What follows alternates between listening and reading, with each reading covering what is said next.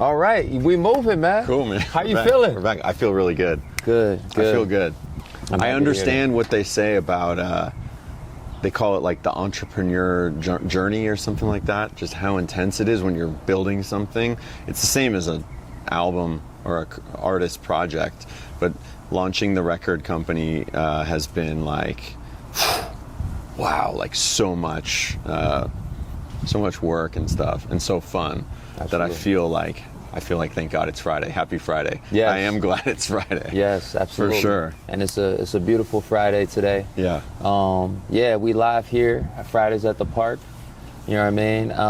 Yeah, since the first time that y'all invited me to the Fridays at the Park, the very first session, I forget what that studio. Valentine. Valentine. Yep. Yeah. You know, I really noticed that your crew was really big on bringing people together. Yeah. You know what I mean? And I think that's one of the most important aspects of music is bringing people of all different ethnicities, creeds, ideologies together. Sure. So it's a beautiful thing. Yeah. I feel like it works in music. These ideas that would be great for anything in the world, they don't work that well anywhere except for music, you know, or at least that's a great place where you could try anything. Whereas somewhere in normal life, somebody, this kind of person, this generation, whatever, they might not click or see eye to eye. If we're just making music or jamming, it's like you drop a lot of that. Right. Yeah. Which is a good thing. I just thought of that when you were saying that because don't always realize. No, it's beautiful. It's beautiful. Do you think that like music is a good place to experiment and to bring forth like radical ideas? You know what I'm saying? Definitely. I think music is the best vehicle for any message, except in a song. The thing that people don't like, and that I don't like, and you probably don't like, is anyone telling you what to do. Right. And so, if it's in a song and it's just told well and it feels like a poem, then people do. I mean, think about between Bob Marley, John Lennon. Like the ideas in songs are crazy. But if it's just in a beautiful melody, you don't have to be like, oh, this is too deep, and this is like, I don't agree with this. Right. You know? Yeah. It's just like it's such a great carrier for any idea. I think for sure that's rare too. Absolutely. No, it's beautiful. And we're gonna talk a little bit about your company, Good Neighbor, Awesome. Because the first time that my manager, David, he told me about it, and I was like, what? Is this for real? Yeah. I couldn't believe it at first. And then I was like, okay, let's do it. You know what I mean? Let me hear more about it. So, for people who don't know, could you please let them know what Good Neighbor is and what it means? Is it weird? Do I look into the camera, or is that appropriate? Hey, it's up to you. we could vibe like this. It's up to you. Yeah, so I've been now doing music for so long and trying every hat, being a producer, an artist, a songwriter, and one thing that happened along the way was I was helping artists as an A&R and a producer, and I saw this reemergence of vinyl as like a really popular product and medium. And at the time, it was particularly around bands that I'd signed when I started at Harvest Records, like this band Death Grips, where I noticed that vinyl was selling like hot again 10, 12 years ago. It was starting to be, and I grew up with records like everybody else and loved records and would sample records and just always had records around and always felt like that is the highest point of listening to music. It represents the best part of listening to music. But I think it kind of died from the popular spectrum, and then it started to come back, and I noticed, and the reason I noticed is when you would go to order them, it was like the process was crazy, where music had all of a sudden become digital and so easy to put out. Making vinyl and records is not easy. Right. Because it's physical and it's dealing with these different types of plastics and heat and all this stuff. And I didn't understand it. And as I started to learn about it, what I saw clearly was there was an and I didn't grow up as an environmentalist or somebody on the cutting edge of sustainability. I just was like thinking the fact that vinyl does have a toxicity element and is made and uses a lot of electricity and a lot of energy to make records, I felt like that would be a really cool thing to disrupt, or is there another way? Right. Yeah. Now that we're living in a new time where people would say, oh, let's do it a different way. This was a funny thing where I would ask people, can we do it a different way? Yeah. Can we 3D print it or something? And they're like, no, no. You know, just over and over, no. Right, you know, right. Somebody tells you that no over and over, it starts to be like, ooh, this feels good. Right. We got something. Like there must here. be something you know, here. There must be Wow. something. And so I didn't immediately have the foresight or the bandwidth even to track it down. I just remember thinking like, man, this seems crazy to me. And then when the pandemic hit, vinyl sales even go crazier, and I'm leaving my job at Capitol Records and I'm just writing songs again and producing, and I'm like, it's time to chase this down. I really want to do it. And I credit my wife and my daughters. They really pushed me and said, you should do that thing with the records. Wow. I had some time, you know, and you said one of my favorite quotes ever about the pandemic of like, we never really talked about it. Like what happened, how crazy that time was. I still haven't really processed it. Yeah, absolutely. You know? Yeah. And you said that to me when we met, which was right after, like right around 2021 probably. Yeah. You know, and so now thinking back, the greatest thing that happened for me was I decided that I wanted a like second act in my life, and I wanted it to be about the planet and making a product that was softer on CO2 and climate change and all that stuff. I just wanted to do that, and I had to do it with music because I don't know anything else. Absolutely. So the opportunity was really just right in front of me, and it's like, you know, we'll see if it's successful, but it's still to me a great idea of just making records a different way. Absolutely. And speaking of which, so you were actually the first artist to place an order. Oh, what? Really? Yep. Okay. And your records are coming next week. Let's and go. This artist who was right after you, named Ruth Radilette, who's amazing, from the band Chromatics, Okay. Glass Candy.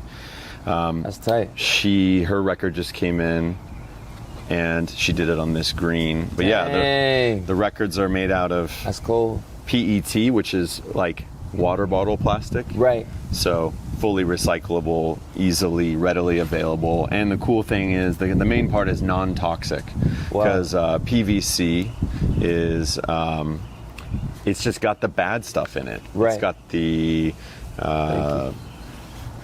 greenhouse gas emitting things and dioxins and off gases, and it's not bad. PVC records are cool. We love them. Yeah. We didn't make this to be like PVC's terrible, Yeah, vinyl's yeah. terrible. I just wanted to screw know, y'all. could you do it differently? Right. The fact that these are recyclable, non-toxic, that's really cool to me, but it's not even the big part. The big part is the way vinyl records are made now with a hydraulic press. It uses a lot of energy, a lot of electricity, because Right. it has to have this steam boiler running, I think, basically all the time, like forever. Right. And that's the energy consumption thing that I didn't see why in 2024, like we don't do a lot of things that way anymore. Like, why is music made that way? And Right. so, yeah, I found these guys doing it in a totally different way. They were called Green Vinyl Records from the Netherlands, and they were experimenting with old, sort of like DVD technology, which is an injection mold. And long story short, it just uses less electricity. It doesn't Oh, have to wow. have the steam boiler going around Yeah. the clock. So you had this process that was different, using a fraction of the energy, which is your carbon footprint of the PVC records, and then you have this record that sounds the same, Wow. looks great, and is recyclable and non-toxic. And I thought that was like just a winning combination, just Absolutely. a great idea. I mean, it's gorgeous. It's beautiful. Yeah, they look great. You know, I love the color. You know what I mean? I love the texture of it. Like, it's beautiful. And, you know, as a consumer, as somebody that's buying a product, Yeah. personally, I feel better about getting something that I know is reducing the impact on the environment. Yeah. You know what I mean? So that's how I feel. I think the consumers feel that way, the fans, but more importantly to me is that the artists feel that way. Absolutely. This is like for them, for Ruth, for you, for everyone who's placing orders, this is like whatever the story, and the fact that we're talking means you care. Whatever you want it to be is why we did it. Absolutely. Like I don't want to like talk about it. I like talking about it, but I don't want to be the storyteller of it. I want the artists to feel really cool that this is like a big deal, and have them take the story on, you know? Absolutely. And you'll know, and then you will tell people, which is cool. And we're doing that to your fans. Like, this is really cool. Most definitely. Yeah. Most definitely. I think part of the thing with me as a, people call me a late millennial or whatever, right? I think of, my generation with the Gen Zs, Yep. with the Gen Alphas who Yep. are after them. Yep. I think one of the things that we always talk about is like, what are some ways that we change the paradigm from Yep. the previous ways, Right. And when I hear something like this, it makes me excited, because Yep. I think other industries, will take heed. That's what I hope, yeah. You know what I'm saying? That's the dream that I sort of identified early on is, if you make a really cool product and it has a great brand around it, will people like, what's up, man? My buddy rolled up. What's going Will on? people, we're just doing a quick interview. How you good? Will people be inspired to try that in their business? Kids, whoever. That's like, I'm really trying to make something that is that, because I'm inspired by nonprofits, things like Patagonia, companies that, and that is the sort of A+ version, is a brand that's like, oh man, everything they make is really cool to me. And it started with them trying to like use less stuff, less products, and over time. Oh, that's cool. I didn't know that. Yeah, the story Patagonia? is cool. Yeah, Okay, I'll I'm look gonna into send that. you a book about the founder, and Yeah.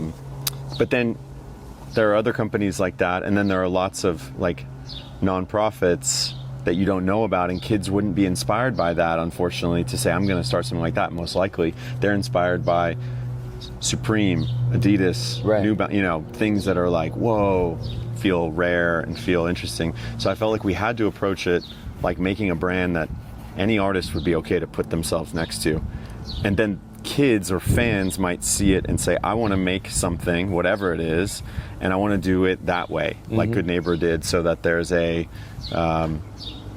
eco part, whatever that is. Yeah, absolutely. That's the dream. Absolutely. Nah, that's beautiful. And we'll see how it translates, but that's the goal, is to inspire people to add that element into Most their thing. definitely. Yeah. Most definitely. So, just a couple more questions, just because, Sure. my brain is just, there's so much activity going on. I just want to Yeah. understand what's going on. So you mentioned that with the traditional vinyl production, it's a hydraulic press, right?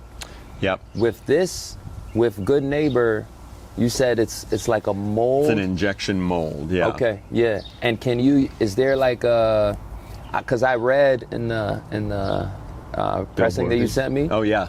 that technically you could use any material to do it, but you would prefer to use the PET. Yeah, the injection mold, which is I think how they make a lot of plastic things, toys, water bottles, whatever. It's sort of like, I always picture, this is an old reference, but in Empire Strikes Back, Han Solo gets frozen in carbonite. Yeah.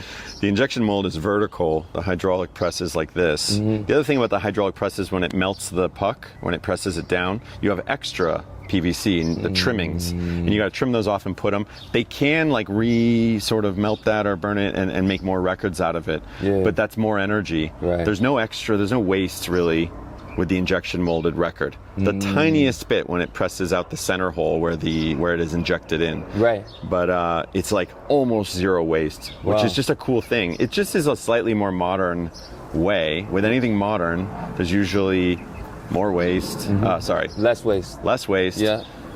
And less friction and less heat and just more benefits. Absolutely. Yeah. And so, yeah, over time in the injection mold, we could put biodegradable biopolymers, like that's corn-based things and stuff like that. It's definitely coming. It's just wow, got a that's little amazing. bit of it's got a little bit of surface noise. Yeah. Just think about how hard it is already to make a record, put sound onto the record. The whole thing, when you watch it, It's trippy. it's it's crazy. It's like right up there with electricity. Like the whole concept is crazy, that you could take your voice, you sing into a microphone, the microphone takes the movements of your sound coming out of your mouth, turn it into an electrical signal, Right. and then it's cut into a physical plastic disc, and then later that needle brings it back out as electricity, back into sound that vibrates, and you hear it the way it's like. It's beautiful. I don't think I understand it. It's alchemy. I've seen it 1,000 times, and I'm like, oh man, it's right up there with electricity. It's so crazy that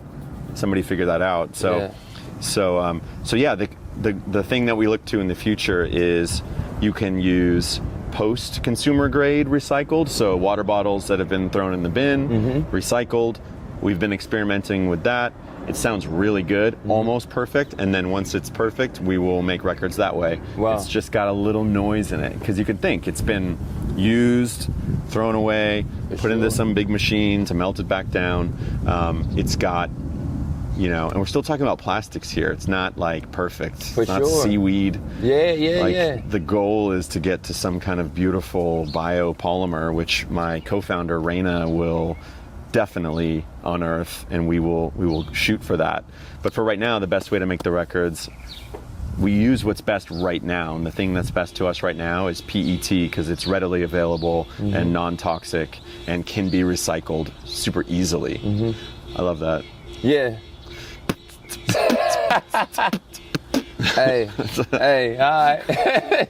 Don't get us started, It's man. a nice tone. Yeah, I wonder. Oh, Oh, wow! It's was 3 on like 4. a choir now. Hey, We got through that. yeah, we did. That's how I know you're a producer though, because you like, oh yeah, we can It's a turn kind this of into a a beat. cool tone. It sounded nice. Yeah. I'm gonna take a sip of my Happy Friday coffee. Yeah, do sorry. your thing, man. Yeah, enjoy life, brother. Yeah. Anything else? Honestly, Thank you, by the way, That's for it on for using it yeah. for your records. I've seen your records; they look really good. Man, They I'm so sound excited. Amazing. Yeah. Are they white? Did you do? Yeah, I You think did it's white. like They look a cool. it's like a white vibe. Yeah, so I'm very excited. The test pressing sound amazing, Really good. and yeah, like I said, as soon as David told me what was going on Yep. and that it was a sustainably produced vinyl, I said, let's Yeah. do it, man, because That was powerful for us.